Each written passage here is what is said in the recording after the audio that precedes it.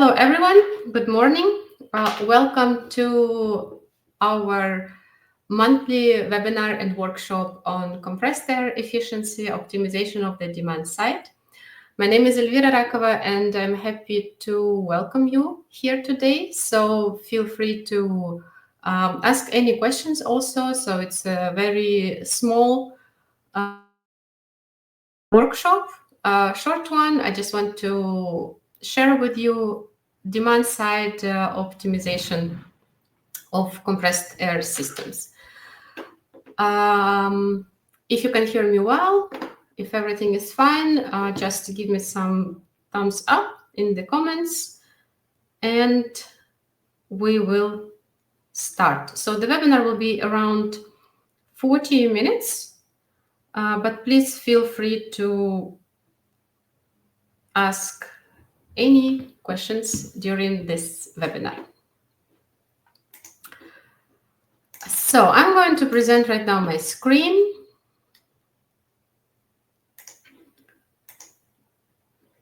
And we will begin the exciting webinar on compressed air.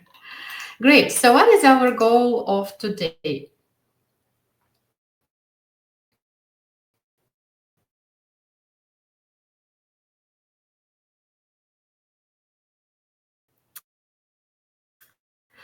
Our goal of today is why we talk about the demand, right?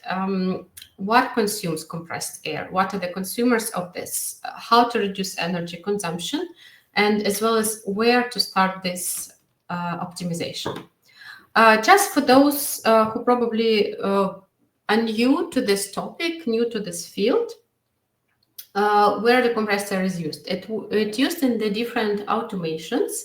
We call it working air. So whenever you see any packaging lines, any productions, things are moving. And let me just change my display settings. So where things are moving, pressing, and some motion is happening. You have cylinders, some blow-off applications, and so on. This we call automation. This is where air is active. So meaning that the energy of air then is translated into the mechanical energy. So this is automation. Then we have a painting, cleaning applications and applications for explosive areas.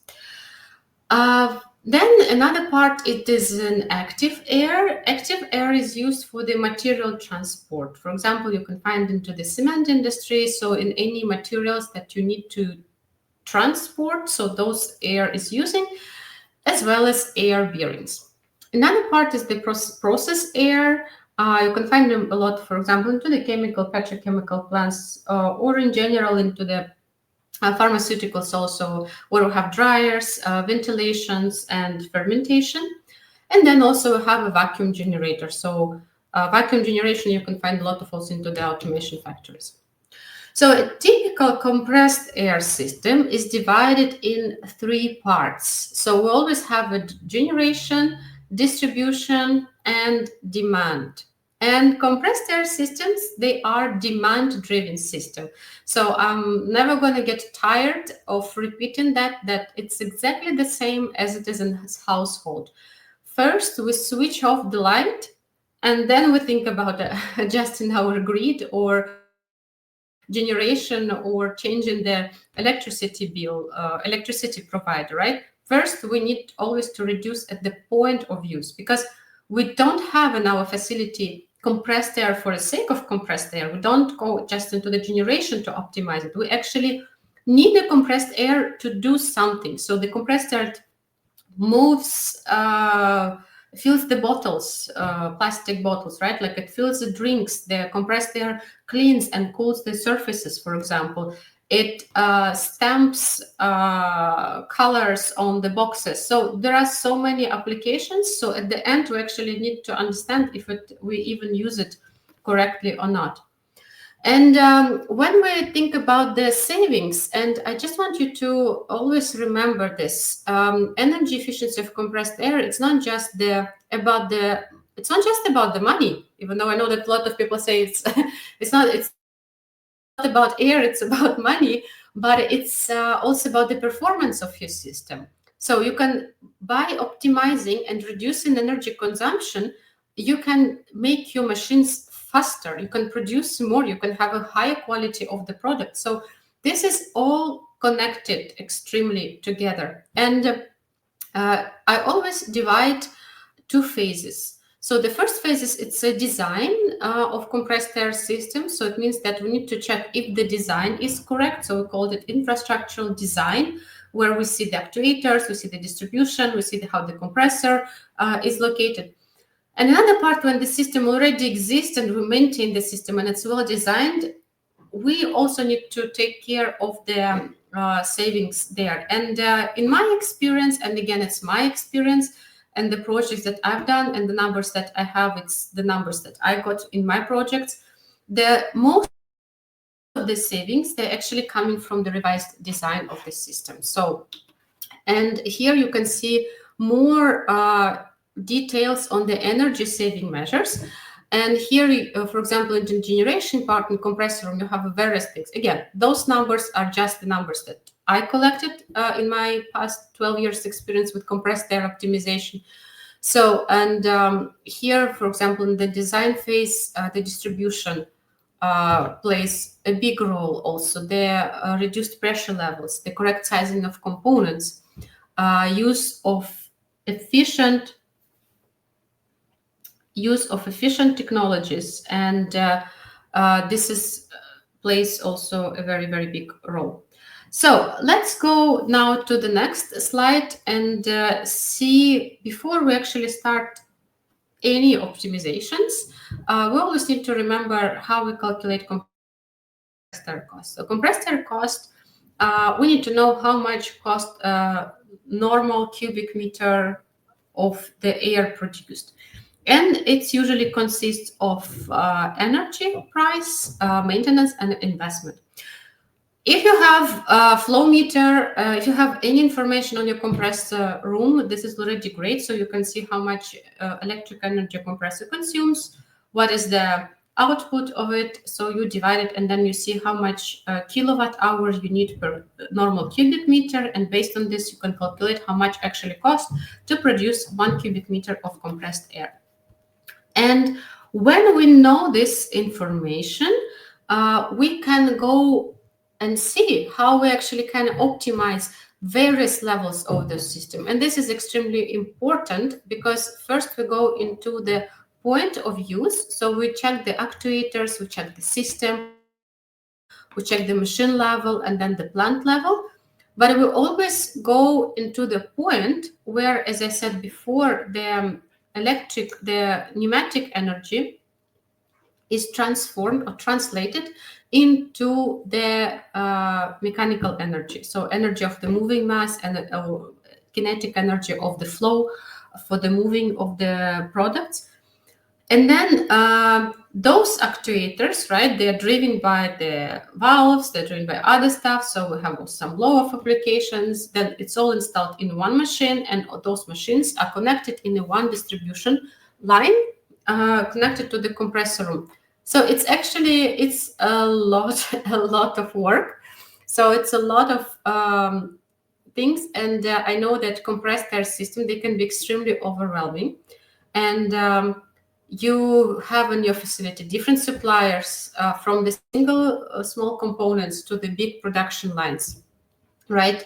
You have auditors specialized in compressed air that come. You have contractors that also come. So one is responsible only for the piping, for the distribution. Another one is for compressor room. Another one is for the heat recovery. Another one for something else. So it's a lot of things that it becomes extremely overwhelming, even just to start to understand where is the starting point is. So, and this is why we need first to understand the physics of compressed air, right? Before we think about how we can connect those dots, how we can reduce the consumption, you need to understand what the consumption of compressed air is made from. The consumption of compressed air is made from the three, the most important parameters. It's a flow, temperature, and pressure. Thermodynamics, so no one can cancel physics and the thermodynamics. So basically, what is compressed air? Compressed air, what's 6 bar of compressed air means? 6 bar means that we take one fixed volume of 1 cubic meter, and we put there 6 times 1 cubic meter of compressed air. This means you have a 6 bar of compressed air inside 1 cubic meter. So, and exactly how much energy we spend of putting this into that's going to be our also efficiency factor. And this means that we're not going to talk now about the temperature impact. Temperature impact is the topic of the separate workshop, separate lecture, but I would like to talk about the impact of flow and pressure. So it's meaning very, very logical. From here comes the outcome and how much volume I need to fill and how much pressure I need to have, right? In order to perform those tasks, but also how I can reduce the filling volume, how I can reduce the filling pressure. So if we go into the level of consumers, again, don't be extremely overwhelmed about the simulation, modeling, understanding, calculation of compressed air system. You don't need to map in order to calculate the consumptions and understand the energy saving measures. You don't need much to map up every single component, throttle, valve, filter, regulator, and so on. Of course, it is nice to have when you go already into the more detailed analysis of the system. But to understand what are the consumers are, it's enough just to understand the consumers. Most consumers in the automation are blowers, any blow applications, any actuators, as well as vacuum applications. So you have a different types of those, but in general, it's the main consumer where basically under certain pressure, the certain volume is filled. So it's quite easy to think about it. And this is the moment where we come for the air usage improvement. So the air usage improvement, again, as I said before, so what we can do, we can reduce air volume, we can reduce pressure, or we can minimize and prevent those loss, right? Minimize and prevent loss of volume and pressure. So I would say that this third one belongs exactly to this two first. So very, very logical. Again, please keep with me. Don't lose the line of thought. When I speak about the reduced air usage volume, so we have a lot of the misuse of air, so misuse of blowing applications. That volumes, we'll talk about them now. Oversized components and the reuse of energy through alternative systems. For the pressure reduction, again, pressure reduction can be also simply reducing the pressure drops. It can be overpressurized systems, multi-pressure level productions, and so on. And my favorite one is don't use air when it's not needed.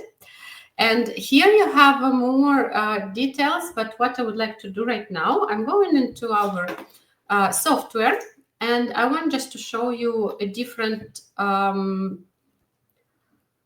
opportunities, how you can check, go into your production floor and check different components and check different usage of compressed air. And you can also easily calculate ROI on them. So let's look at the misuse of compressed air. By misuse, we mean that we don't want to see compressed air in this application. But for example, in this case, what we see here, in this case, we have two open blowing tubes. You can see it very common, right? So some cleaning applications, a little bit of cooling applications. And here we calculate these operations. We need to know the compressed air cost. We need to know what is our supply pressure. So just go and check on your pressure regulator and see what is the diameter of those tubes, right? More or less, we know that probably it's going to be close to the close to the ambient pressure in the outcome of these tubes, output of those tubes. So you calculate the flow, and for example, for these parameters, for continuous application, it's going to cost 19,000 euros, 19,200 in order to perform this blowing operation. So, and imagine this is only 2-liter tubes, right? You might have 20 of them in your facility, 40 on them on the facility. So it's quite big.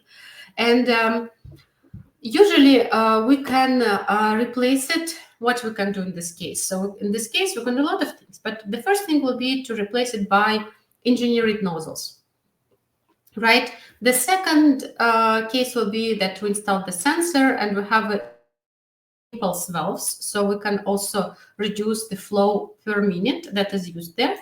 And for example, if we compare for this certain scenario, for this pressure, for this compressed air cost, only for this scenario, replacing it will save us about 28% of the total air that is used. That it's quite quick ROI. So if you save here a year, let's say 5,000, those nozzles will cost you like below 1,000. So plus you don't need to stop the machine to install it. It's actually no-brainer of quickly changing those things. Brainer would be that we see very often in the shop floor that operators cut those pipes and cut off those nozzles because it's not enough pressure as they think, it's not enough force as they think, right? But it means that we just didn't do the correct choice. Might be some problem that we have a 6-bar pressure level, right? And this blowing pipe produce 8 Newton of the blow force. That is quite a lot. But we go into the catalog and we see that, oh, I take this nozzle, it should produce for me 15 Newton, but at the pressure level of 7 bar or something like that. Or here I have not enough pressure there. So it means that you cannot blame operators, you cannot blame component supplier, you cannot blame also yourself. It's just simply that you need to see that the compressed air system highly depend on the pressure levels, on your system design in general. And sometimes replacing component by an efficient one, we can cause more problems. And this actually happens because we need to consider the full design of the system. We need to know the whole parameters of the system. So this is extremely important. So the same thing also can happen for the cost for the blowing gun. So for example, here you see that one open pipe is replaced by a blowing gun. And in this case, you can see that the savings will be about 25%.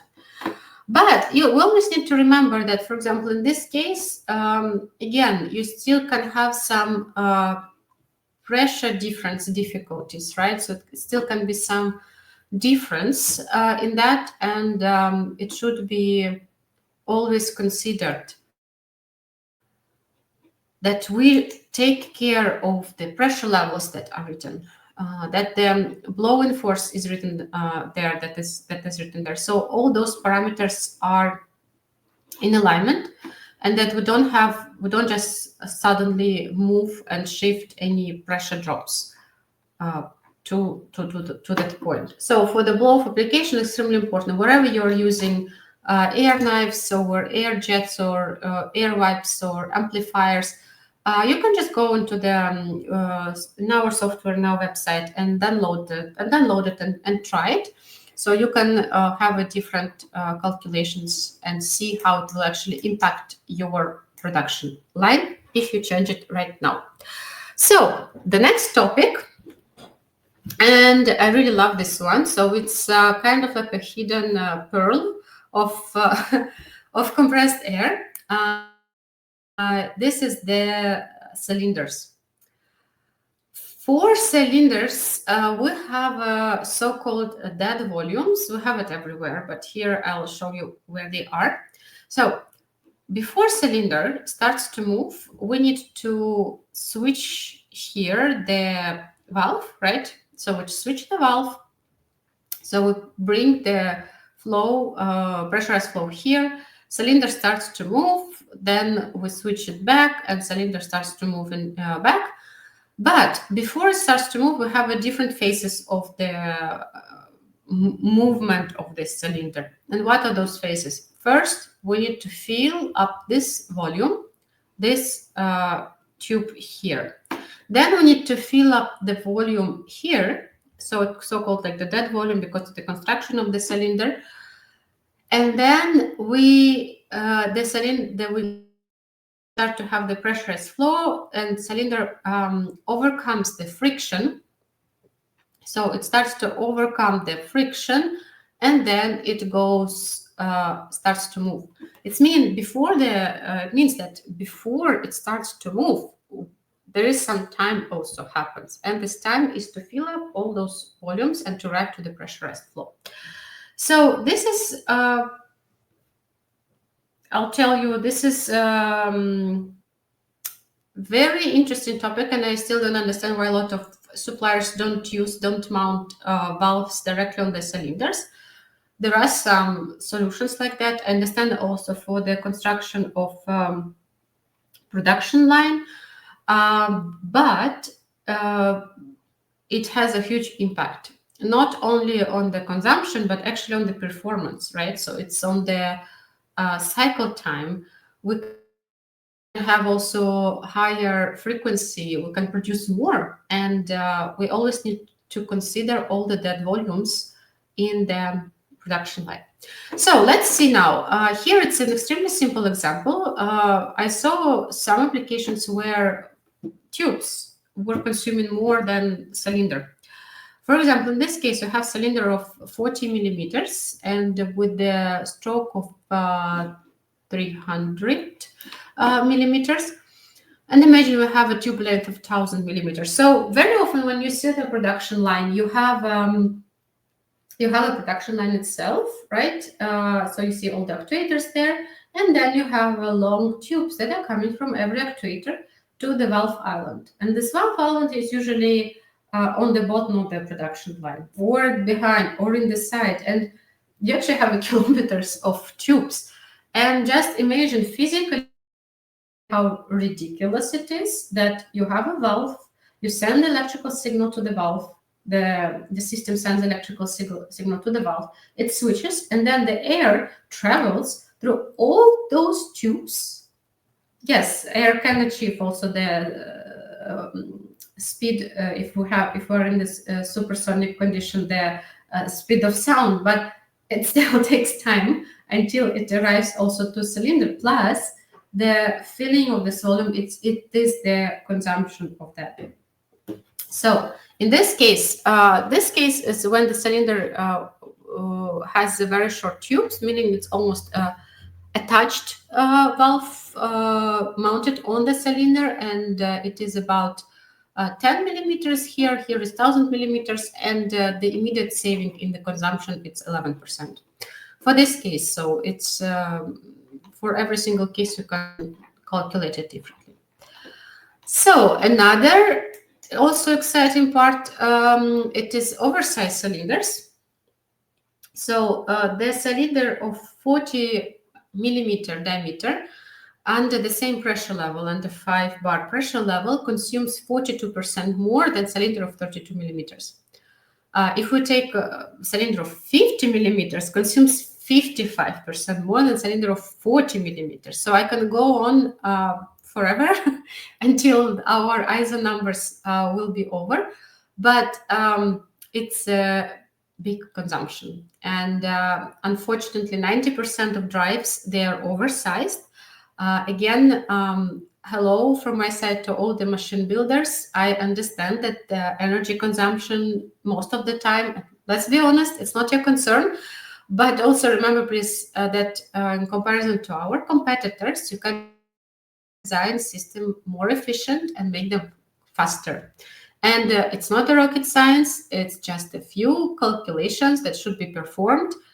And your customer, your facility, factory where this is going to be used will be extremely happy by having all this information. And not only information on the consumption, but in general, not having at least oversized components. So energy efficiency in compressed air system is really, it even can be boring. So sorry to sorry to say that. I see a lot of initiative of reducing the consumption of the electric valves, or reducing consumption of some teeny tiny applications, when we simply have like a huge tube on the systematic level. So please think on the system level. Components suppliers, please think on the system level. You can bring way more value to your customers rather than just thinking on the one single component. So oversized, here is again, you see 42%, it's quite a big thing. So what you also can say, you can say, but I can reduce pressure.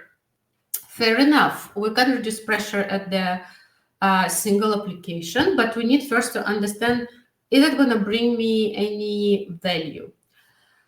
When we think about reducing pressure, it's also a very sensitive topic. And how it is sensitive, also pay attention. There are some solutions that exist that reduce pressure level for the main line unknowingly. So you don't know that the pressure is reduced until some problem happens. So I will not discover you the world that such a system exists. But before installing the system, it's actually better to know what is your minimum allowable pressure level for that system. And based on this, it shouldn't go down, but you reduce this pressure consciously understanding how it happened. How to understand it? Very simple, actually. So you go into your production line and you see the cylinders that are working there.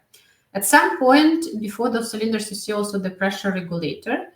And the pressure regulator will start to, you have a manometer there, and the arrow will start to drop very often. So first of all, you can understand the pressure drop among the production line. And this is until this actuator. And you can see also this is the minimum pressure level that your actuator works now. But then you analyze what is the mechanical requirement of this actuator in terms of what is the velocity has to be achieved, what is the force has to be achieved. And based on this, you can recalculate the minimum allowable pressure level. So for this kind of things, for cylinders, you need to know what is the load that you need to have. For example, 400 Newton, or let's say, what was this, 680. So there are some safety factors, of course, put please 20%, 10%, but not 200 to 2000 as it's usually done. Cylinder stroke and pressure levels. So, and based on this, you can recalculate your, sorry, it's slow today. So you can recalculate your cylinder diameter, and this will be your minimum cylinder diameter. And the same thing, you can recalculate the minimum pressure level at a given geometry of the cylinder. So if we say that yes, most of the actuators are oversized, we can reduce the pressure level without hurting the operation. But what if we have a critical operation and we already agreed that the load has to be 650 Newton? Can we reduce if we reduce the pressure level, we need to put a higher actuator, the bigger actuator, right? So bigger actuator, bigger pipes, bigger dead volumes. Most of the time, I would say all the time, okay, let's say most of the time from my experience again, it will consume more. Even if you reduce the pressure level, just a single system, we are considering now single system. It's always better to have, for a single system, again, single access system, reduced pressure level, the higher pressure level, smaller actuator, rather than the lower pressure level, bigger actuator. Because in the bigger actuator, first of all, we have a really big gap between the diameters of cylinders in the standard. And second of all, we have a lot of that volume. So for example, in this case, for 63, for 63 millimeters, the cylinder will consume 175. Sorry, the cost, not the consumption, but the cost will be 175 euros, while for 40 it was 92. It will always be more. So it will always be more, but if you can reduce the pressure level, for example, if it is a big production line, and we will go now into the production line.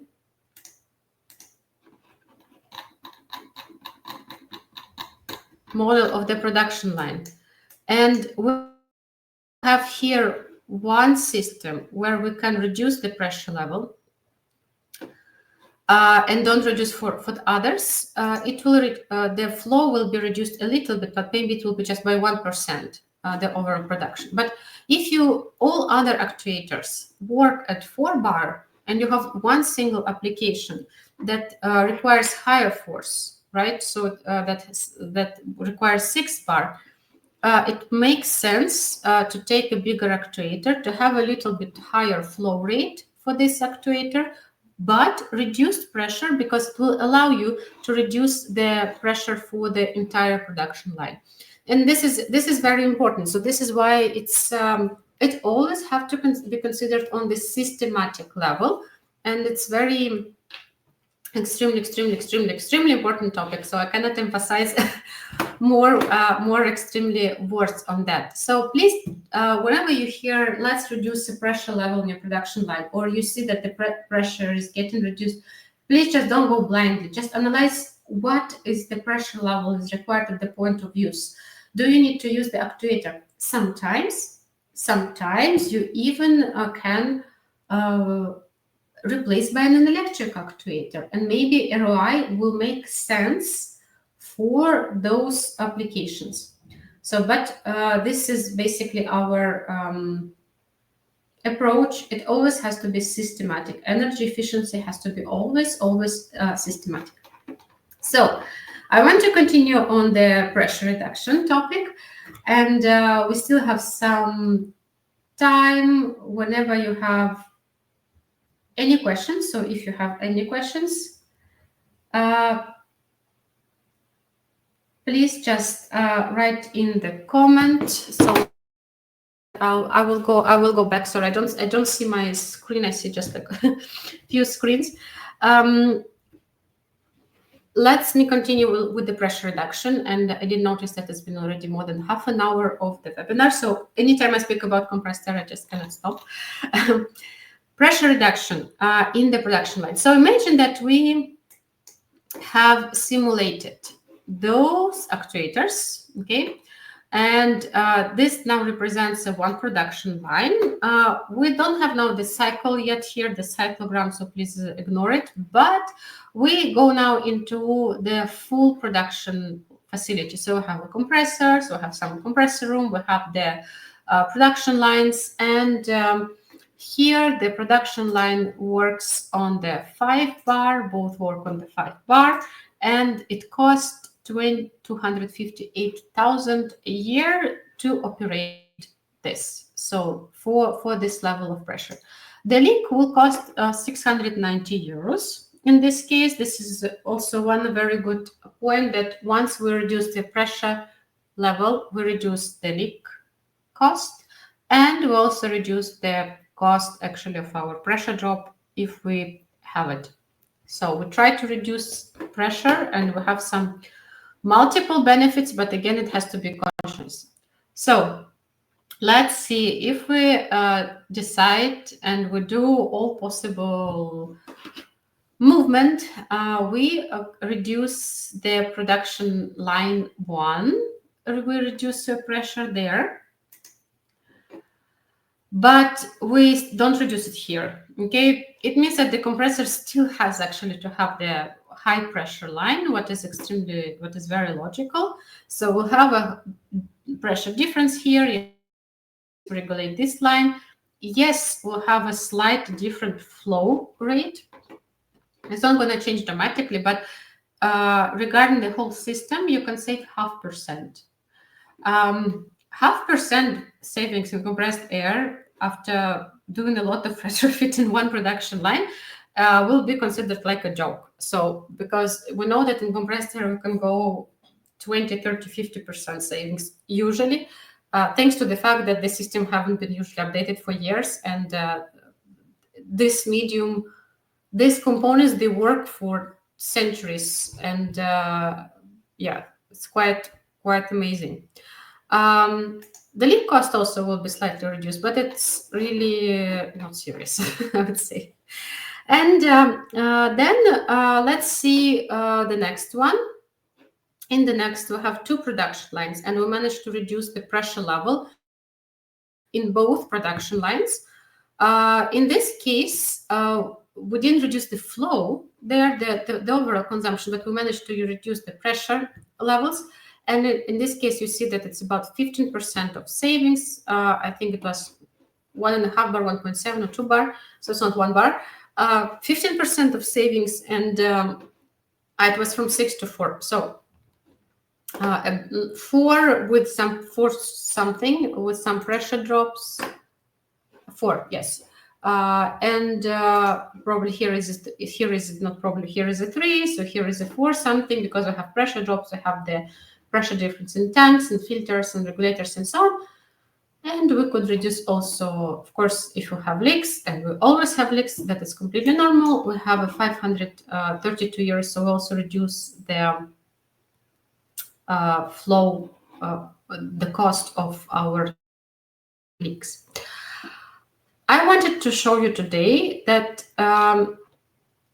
there are so many opportunities for savings, right? But in general, when we think about the pressure reduction, about the oversizing, about the dead volumes, those kind of things, they can be done quite quick. Most of the time, they actually don't require the stopping of the production. Yes, sometimes we just during lunchtime just to measure it. But in general, this is very important. What else it's important to do is to map a cycle of your production line. It can be on the level of the system of the consumers. It can be on the level of the full production line, and this is possible to do. Honestly, it's enough. Very often, it's enough to have just the walk through the factory. So you walk through the factory, you see what are the consumers, you put the list of them, you put the sizes of those consumers, and then you take your timer on the phone and you time the cycles of those consumers. That's it. Look at the pressure regulator, and you don't need actually any measurement to be installed at the first glimpse to understand where I should start my work before even paying for any installations. So what information it can give you? So the cyclogram, it's basically meaning when your components are working. You also actually can check not only components but the production lines, and see if it's going to make a lot of sense for you to install it's going to make sense to install a shut-off valves, of course, but then you have to also adjust the controller of a compressor. So you need to adjust the what's happening with the compressor and how the air is delivered, and how much you actually can save on that. But your compressor will still need to deliver the same amount of flow and pressure. So for the cylinders, here we have blowers.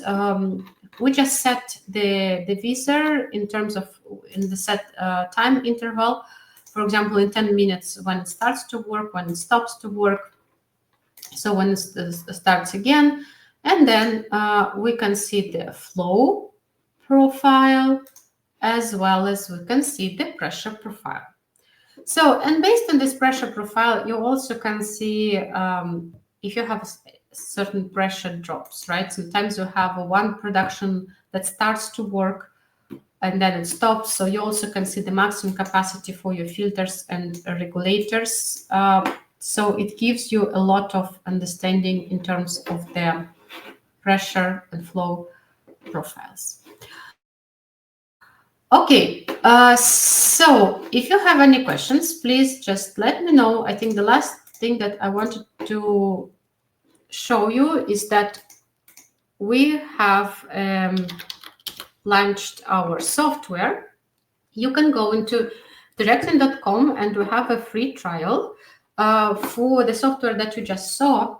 I can send you also the models if you're interested to try exactly with those models that I showed you. Please feel free or build up your own systems, check the system. So you press on the free trial, you get the license key, the license itself, and then you can open and enjoy a very simple simulation. And also you'll get tutorials on how to use it. And next week, sorry, we have a new feature coming in our dashboard. And in our dashboard, we will have a bill of materials. So once you decide to retrofit your system and you found best options to solve it, so you just go into the your dashboard and you get offers from the suppliers for your components. So we can make the system design and system optimizations way easier. So thanks, Herman, for your comment. So hello to you too, and please feel free to reach out. Follow me, follow our company on LinkedIn. Every 2 weeks we have our software updates. Exciting use cases. So we're also now open and welcome any projects for that. So if you have some interesting use case, some really cool scenario you wanted to test, but you're still not sure where to start, let us know. We will connect you with our experts and design and simulate. And I'm sure that we can make together with you your compressed system more efficient. And I believe that all the energy managers and engineers know better than any other people from external that come in to check the system. So we're here to help and support. Enjoy your long weekend and hope to see you soon. Thank you.